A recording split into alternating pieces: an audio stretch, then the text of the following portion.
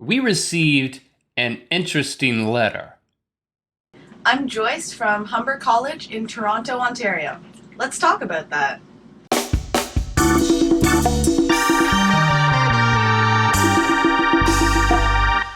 Good mythical morning. Today's episode is brought to you by the Rhett and Link store, and specifically the Rhett and Link Tweak Mythical Shoe, now in cream. Link? You can win the mythical shoe and a $100 iTunes gift card by participating in the Songify GMM Jingle contest. Details in yesterday's episode. Just don't try to put this in your coffee. I was confused about the new color scheme. It ruined them. Get it? Yeah, I get it, but you shouldn't have said that. All right, thanks for joining us today. Is it a mythical day for you? I hope it is, whether it's morning or whenever it may be. Tomorrow is Bring a Friend to Good Mythical Morning. So Really? Right now, yes, invite a friend I love that day. that you like to converse with about things to watch tomorrow's episode of Good Mythical Morning, and then hopefully to continue watching from there on out. We want to foster conversations. We have conversations between us, Rhett, We talk a lot, actually. that we hope More than I'd like to. engenders conversation amongst you people, not only in the comments, but in real life. We're going to call this a mythical connection, because this letter that we received in the mail speaks of two mythical connections that happened in a young man's life, Link. So a mythical connection, and we're just inventing this term today. This is when you have a connection with another person that is based on something that happened on this show. And it's a super mythical connection if that person you did not know beforehand and now you know them. That happened. We're going to tell a story about that. But is it also something that can just happen in your mind? Yes, the second type of mythical connection is a mind mythical connection. I just made that up. It could be a mental mythical connection. That's when you experience something in real life that relates to something that happened on the show, and you now see it in a new light and experience it in a more entertaining way, more fulfilling way. But it doesn't involve another person. So it's a mind mythical connection if it's just in your mind and you have to touch your forehead or your unibrow or whatever the case may be. You don't have to do that. You know, people touch their faces a lot during the day, and it's one of the reasons that they get sick. I have made a personal commitment to stop touching my face right now. I will not touch my face the rest of this episode. So are you transferring that to other people? Like now you feel like touching other people's faces? Because that's a level of intimacy that is not appropriate. When I feel tempted to touch my face, I'm just going to give the thumbs up. You're going to give yourself a thumbs up in order to alleviate your desire to touch your own face. You have to have something to channel it into. It's pretty self-affirming, so I don't think there's any harm in it. Hey. You're going to lose friends, but I don't care. I'm having a good time this morning. I hope you are. This letter, it came in the mail. It was written on paper. That still happens. This letter came from Steve Stacy. Steve, I think he's a student at Appalachian State University because he says he goes to school in Boone. That's where Appalachian State University is. But he is from Fuquay, Varina, our hometown in North Carolina. Now, he tells us a couple of things. He thanks us for making Good Mythical Morning. You're welcome. Well, you're welcome, Steve. But he says, I saw a girl the other day, a cute one, by the way, who had a Rhett and Link pin on her bag. She was also wearing some semi-cool boots. So while standing in line at the register, I tapped her on the shoulder and said in my Rhett imitation voice, I like your boots. Emphasis on the T. She laughed.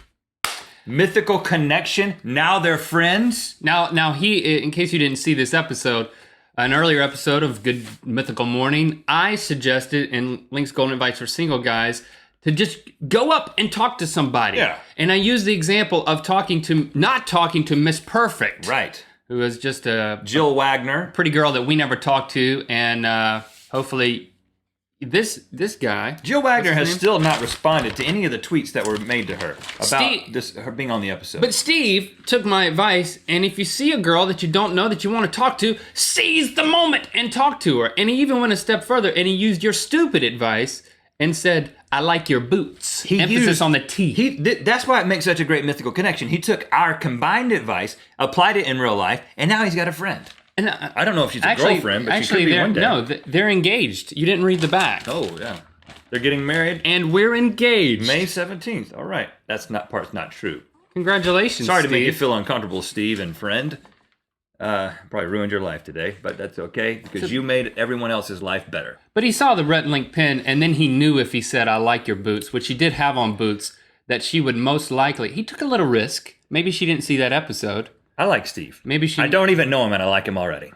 He has another story, too. It's easy to like people who like you. Yeah. So you're not really saying much.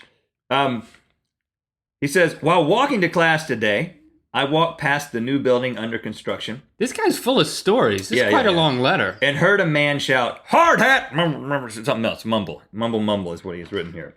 And this happened like 3 or 4 times. I thought of Rhett's construction story and chuckled to myself. So what could have just been walking by a construction site and hearing a good old boy say, hard hat! Which, that's kind of funny, but it's not that satisfying. Right, it's just kind of like, okay, so what? Right, but when... Somebody's calling me. Maybe it's Steve. I didn't give him my number, though. We haven't gotten there yet. It's your wife calling you. Well, honey, you're going to have to wait. What could have just been hard hat became... A mythical connection. Mythical connection. He touched his forehead, and he was entertained in that moment. Yeah. He re-accessed a discussion that we had and that he participated in as a viewer, and it enriched... I'd like to think it enriched his life. Steve, thanks for sending us a letter. Thanks for helping us begin this new mission for more people to have mythical connections, both personal mythical connection and mental mythical connection. But, okay, I caught wind, I received a phone call, actually, of another sort of mythical connection that was amazing because it took 2 different things that we talked about and combined them into a third thing, which is even more amazing, even though I was only hearing about it over the telephone. Oh, wow. Christy gives me a call. That's your wife. And she says, you will not believe what's happening right now. Did you begin guessing? No, I was just like, okay, just tell me. Yeah. I'm not one of those guys that just guesses when I actually want to know the real answer. It could be anything, you know. She said, I'm at the park where the pole dancer was. Uh-oh. Now, for those of you who've seen that episode, she was at a park and a woman shows up and starts doing a pole dancing routine on the kids' playground equipment, whereupon Christy corrals all the children and they leave with their the eyes being covered. But so she decides to go back, and I don't think it was the same park, but then we also had a conversation in that same episode about how a bunny was brought to another park. And it just created all kinds of havoc. You remember this. The bunny woman gets belligerent and is upset that even though her bunny's on the playground equipment, that the kids can't touch it. Yeah, bunny woman. Now, I made the comment at the end of that episode. Now, if the pole dancing woman came back and incorporated a bunny into her routine... That would be a good thing. Call me because I want to show up for that. I want to see that in action. Okay. That's just what I said. So Christy calls me, so the first thing I'm thinking is, the pole dancing woman is back. With a bunny. And now she has a bunny. But I didn't guess that. Right, because you were talking to Christy. Right, and I just wanted her to just tell me. Yeah. I didn't want to dig a hole for myself. Right. But she says, I'm back at the park with the pole dancer, and you'll never guess what is here. And I did say a pole dancer, and she said, no. I said, a bunny. She said, no. And then she said, your favorite animal is here. If you watched our Best Animal Ever episode, you know that my favorite animal, best animal ever according to me, miniature horse. A miniature horse was at the park! Was it pole dancing? No, it was kind of corralling around poles and things like that. There was a woman handler there with it, and the kids got their pictures taken with it. There was some footage taken, some blurry footage, kind of Bigfoot-ish-esque footage. It's been a mythical... miniature horse spotting. But how amazing is that? You talk about a mythical connection. You go back to the park, and it's just my favorite animal is now at the crazy park. I almost got in my car and drove over there. Was a bunny riding on the back of the? No bunny, horse? no pole dancer. Maybe in a couple of weeks that would have been amazing. We'll be able to give another update. But this woman was a lot nicer than the bunny woman. She let the kids take the photos, and I think it turned out to be a marketing ploy because she rents out her miniature horse for kids' birthday parties. Take the horse to the park. The kids get excited. Can I ride it? The first one's free, son. But if your birthday is in the next 365 days, which I'm guessing it is, you can pay to have this little miniature horse come to your party. The first one's free, kid. It's actually a pretty good idea. Once you get hooked, we'll charge you out the nose to ride on my miniature horse. Maybe that's what the bunny woman was doing. She did not speak like this, though. She was a woman who spoke Is she a witch? in more of a normal, friendly tone. Listen to this episode.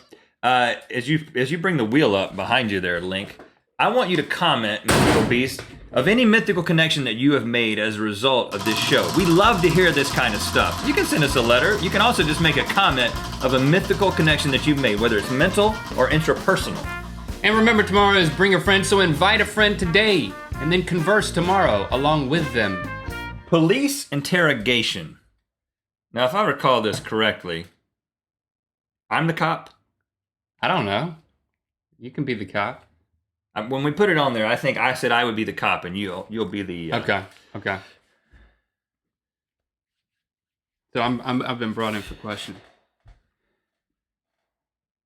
Mr. Neal, where were you at 5 p.m.? I haven't told you if my name is Mr. Neal. I know that you're Mr. Neal because I was informed by Deputy Mahoney. Mahoney, get in here.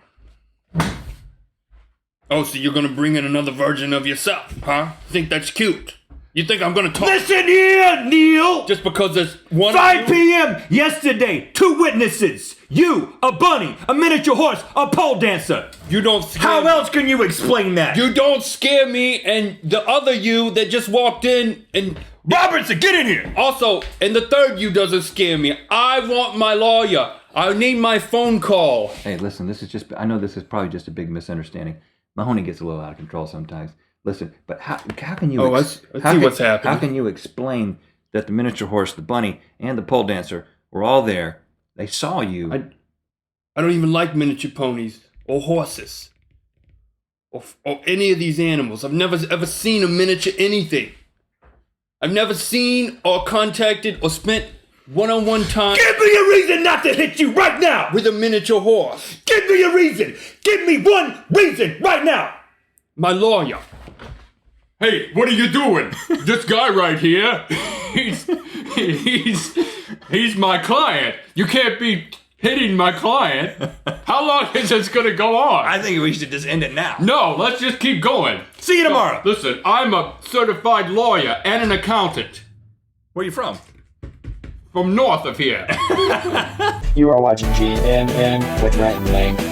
It is always so interesting getting all of your mythical perspectives Monday through Friday right here on YouTube.